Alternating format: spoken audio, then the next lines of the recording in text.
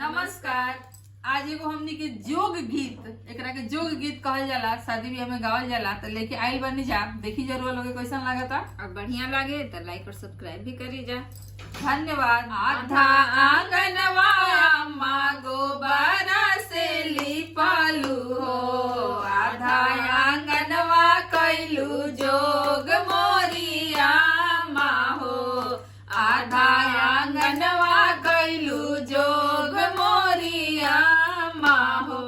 जोगवा त कैलू माया पाना दामाद लागी, पाना दामाद लागी, नैहर छोड़ा वालू हमार मोरिया माँ हो, नैहर छोड़ा वालू हमार मोरिया माँ हो।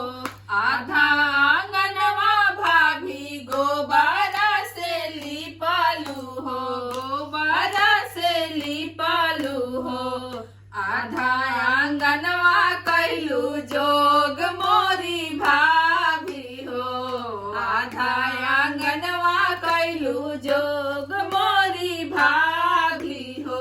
जोगवा त कैलू भाभी अपना ननदोइया लागी, अपना ननदोइया लागी, नैहर छोड़ा वालू हमार मोरी भाभी हो, नैहर छोड़ा